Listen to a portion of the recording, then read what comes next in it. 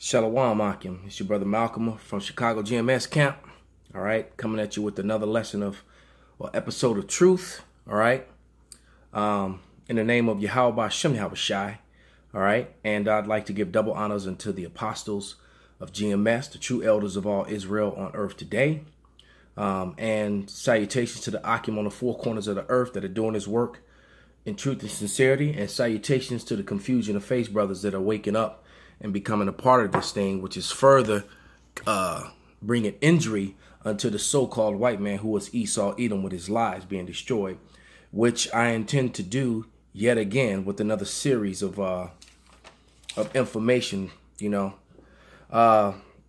the title of this will probably be called the Edomite Christians versus the Edomite Jews, because there is a war in the house of Satan. This house of Satan is divided. All right, so I'm going to start with first with 1 Samuel 15 1 through 3, because they're not only at war with each other, but even though they're at war with one another, one thing that they do agree on is that the enemy of my enemy is my friend. So they're still together in cahoots against the children of Israel. So the plan is still to destroy us, but they're just divided among themselves, which is why the kingdom is falling. Okay? Just as the northern and southern kingdom divided, we fell. When the houses separated, we fell. All right?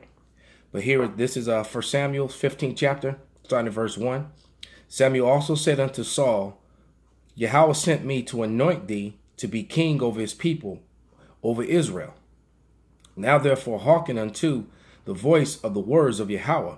Thus saith Yahweh of hosts, I remember that which Amalek did to Israel, how he laid wait for him in the way when he camped up from Egypt. Now go and smite Amalek and utterly destroy all they have, and spare them not, but slay both man, woman, infant, suckling ox, sheep, camel, and ass. So we were instructed by Yahweh to destroy the Amalekites, and Amalek, basically to Amalek today are those people who refer to themselves as Israelis. Amalek assumed our nationality when he got dominion, man. Okay, so so the war between us has never stopped. Okay, it's still on. There's still a war between us and them. Okay. Now I'm going to go and get some pertinent information.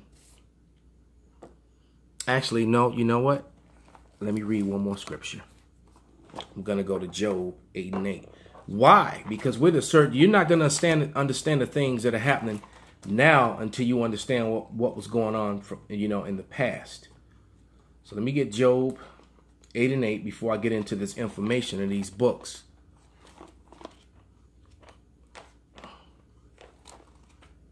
Because, you always have people, you need to forgive and forget. The Lord does not forget. The Lord said he didn't forget. And there's scriptures in both the New and Old Testament that said he never changes.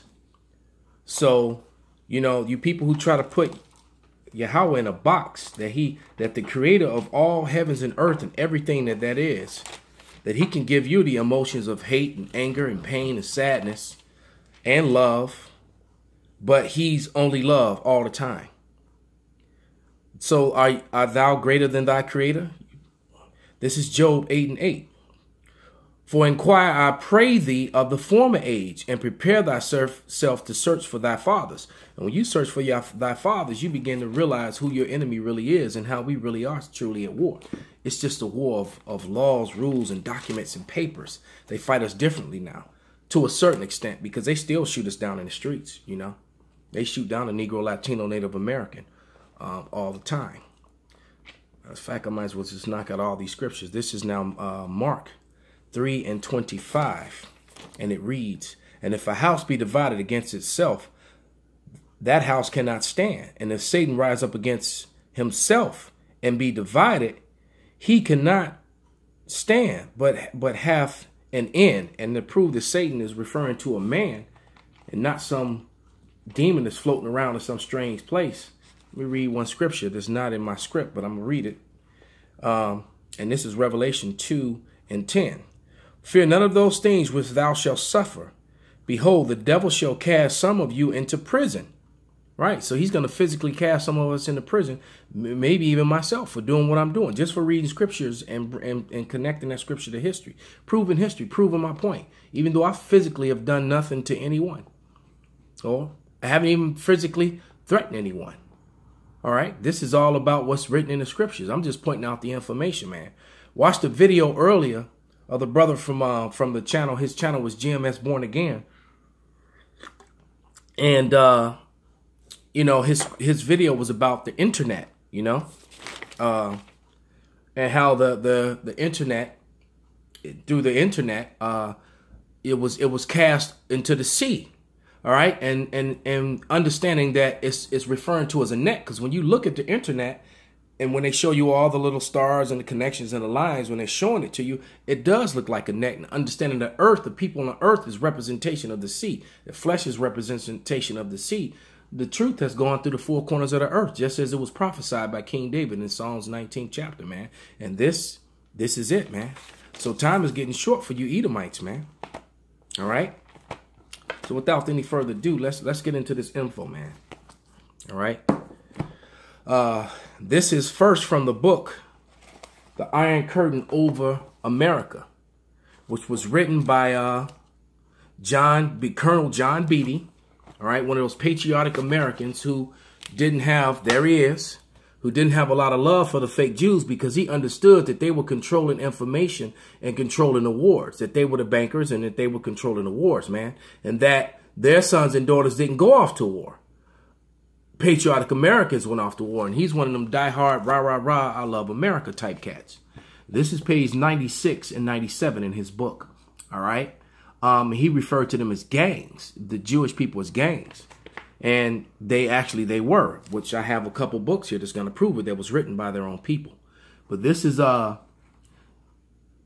page 96. It says, the Iron Curtain of America, in the chapter Censorship, Gangs and Tyranny of Minorities, in his books, images, page 140, and he said an image of life in page 146 and 147.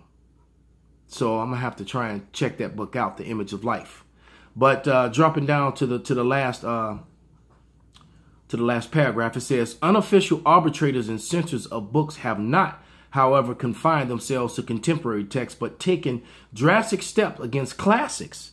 Successful campaigns early in the current century against such as Shakespeare's play, The Merchant of Venice, the doubtless known to many older readers of the Iron Curtain over America. The case of Shakespeare was summed up effectively by George Lyman Kittredge, The Merchant of Venice, by William Shakespeare, edited by George Lyman Kittredge, a Jewish guy. The Gin and Company, Boston, 1945. Pages, this is 9 and 10. Is written in Roman numerals, which is why I had to prove we're in Rome / Babylon in Egypt. Long as professor of English of Harvard University. One thing is clear, however, The Merchant of Venice is no anti-Semitic document. Shakespeare was not attacking the Jewish people, but he gave Shylock to the villain's role. If so, he was attacking the Moors in Titus and Andronicus and Spaniards in Much Odo, and the Italians of Cybele, the Venice in The Measure of Measure and Danes of Hamlet, and the Britons, King Lear, Scott, and Macbeth, and the English in Richard III. Well, just to give you an example of what I'm talking about,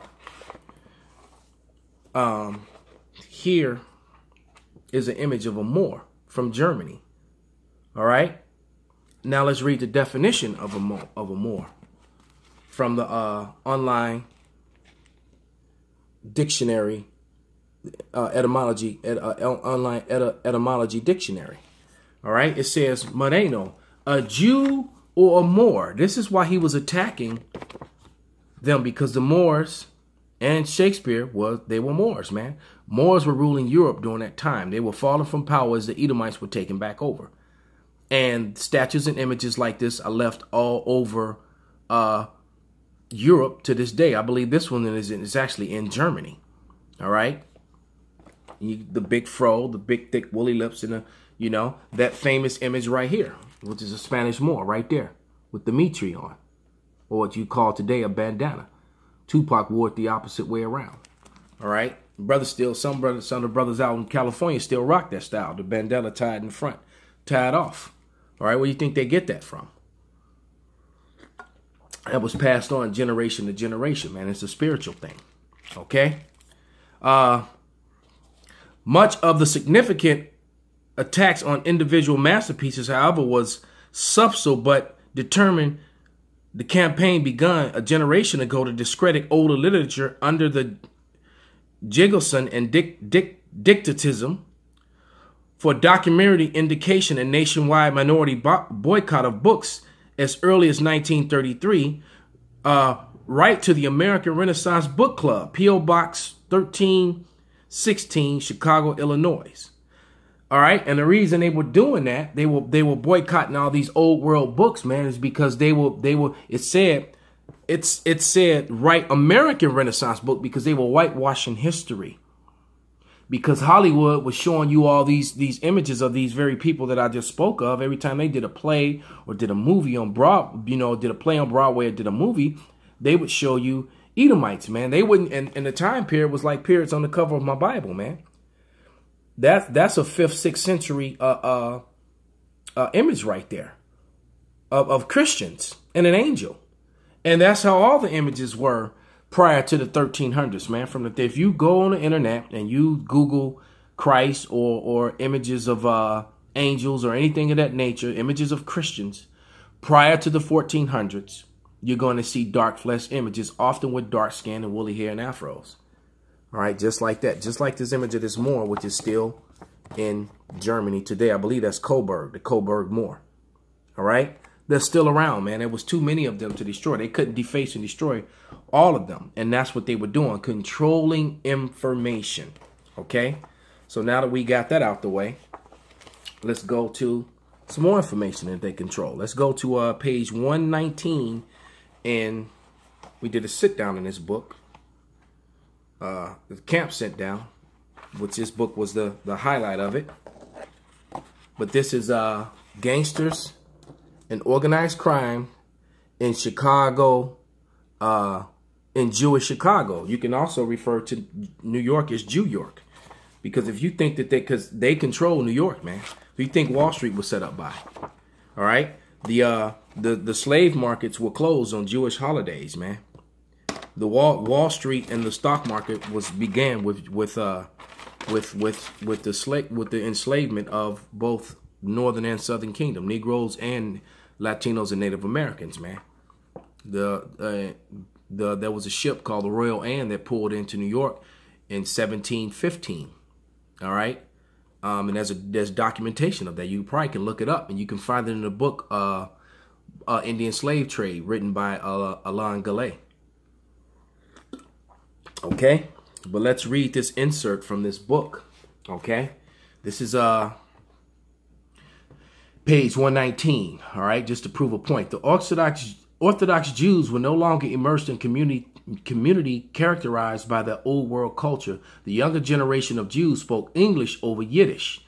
All right. Moreover, the vanishing ghetto afforded its former population a relative increase in economic mobility. The Orthodox Jews began to rise in society as Americans. Indeed, the Jews moved with purpose out of Maxwell Street ghetto, which I'm going to read about Maxwell Street being one of the most wickedest places on earth, written in another book about Chicago.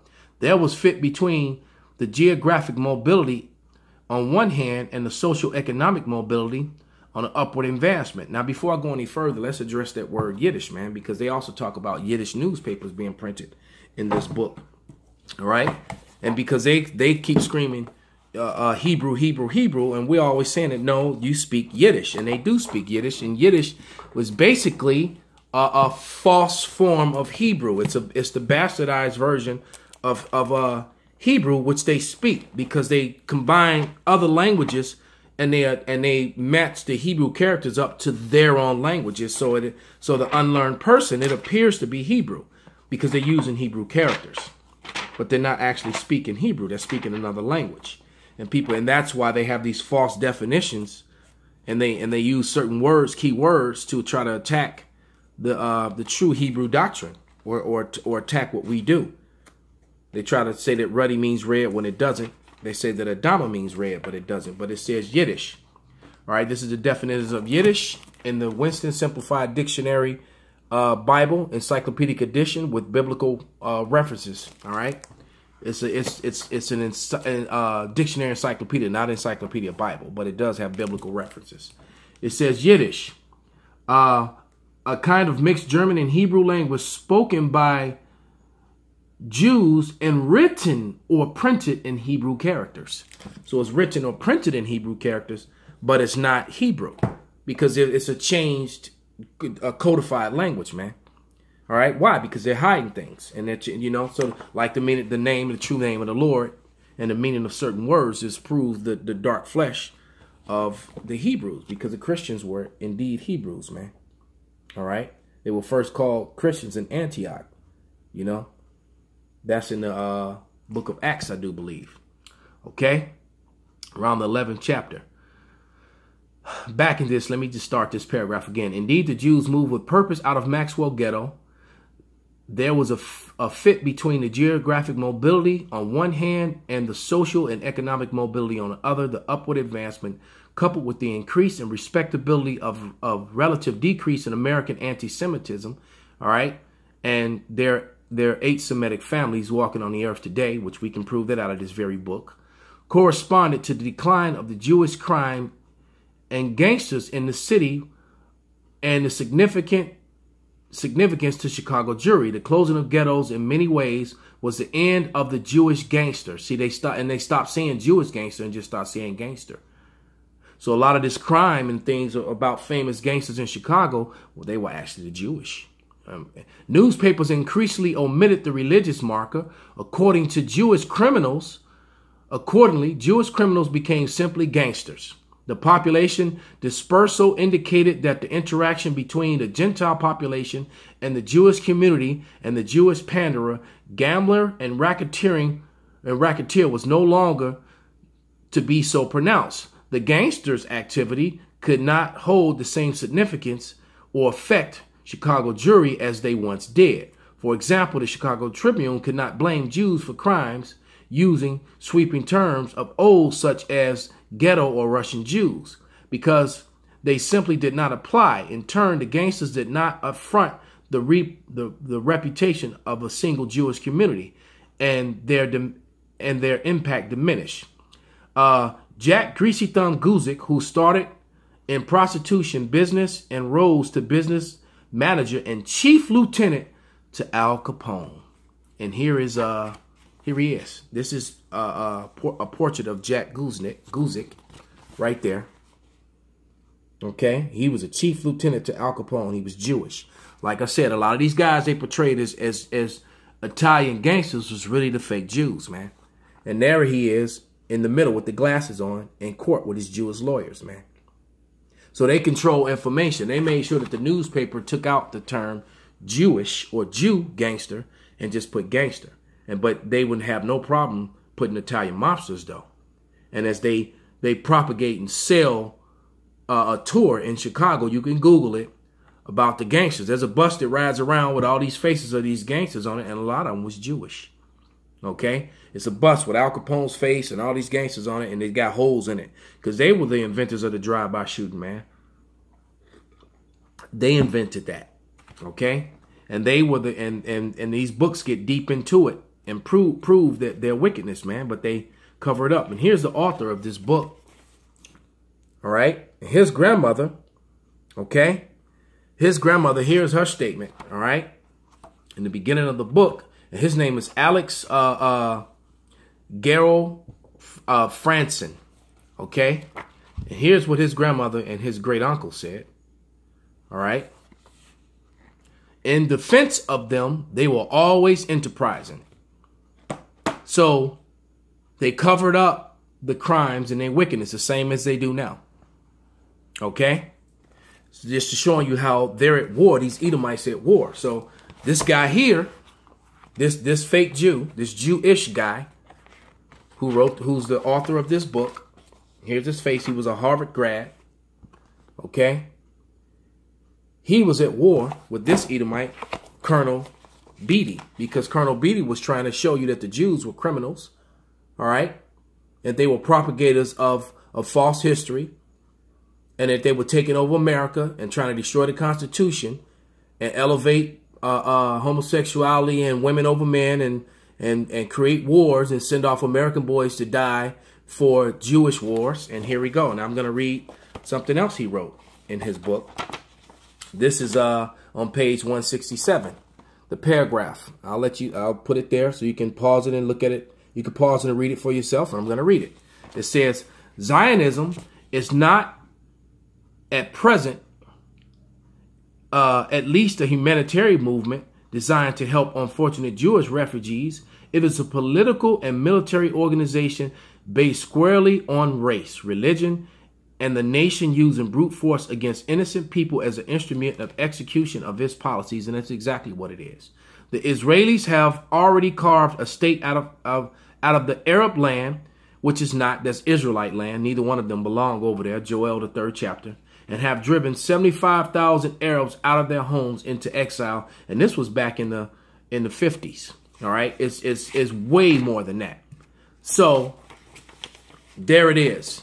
The Edomite Christian is at war with the Edomite Jew.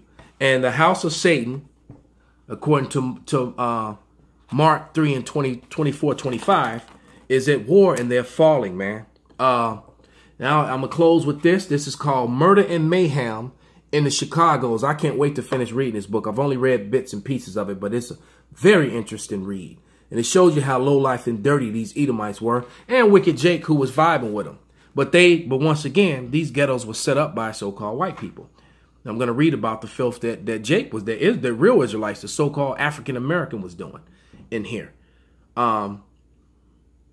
This is page 37, okay, 36, called Bloody Maxwell Street, all right, which was once referred to as Jewtown, okay, because when I was a little kid, that's what they used to call it, and I didn't understand, that was like, a racist term or whatever. I heard it and didn't really think nothing of it,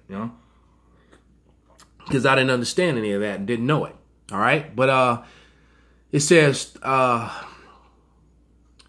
the 38th was located south of Division Street in the northeast of Chicago River. It boasted over 400 saloons within its borders.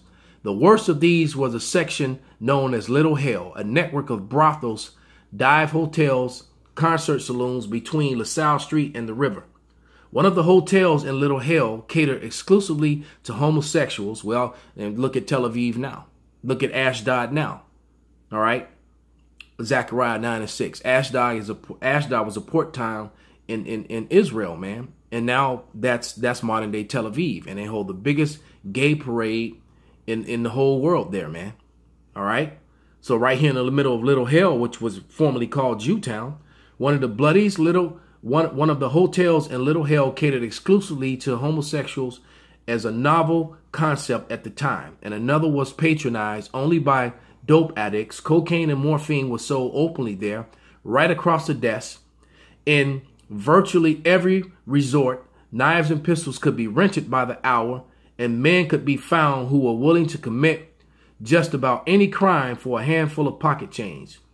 But the 38th precinct, despite the bloodshed carried out in Little Hell, was nothing compared to the 22nd, which was better known as Bloody Maxwell Street District.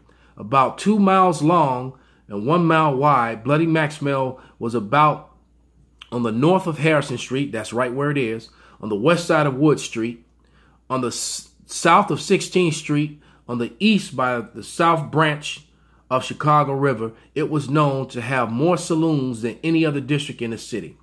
Maxwell Street Police Station was constructed in 1889 to replace the 2nd Precinct Station, which was located in the heart of the Terra District, and abandoned the same year. This new building Cost more than $50,000 to build. It was constructed of red and gray stone and meant to refuge the wickedest police district to be found within the confines of civilization. And that hasn't changed, man. America is wicked. Its police was wicked. Chicago is wicked. And the Most High is going to destroy this place. So with that, I hope this was an edifying and revealing lesson for the Israelites who are learning. All right. And it was condemnation to you Edomites, to you fake Jews and you fake Christians out there who are the biblical Edomites, Idumeans. All right. You Herodian, Idumeans, Esau, Edom. All right. Shalak Rayam to you. Shalom.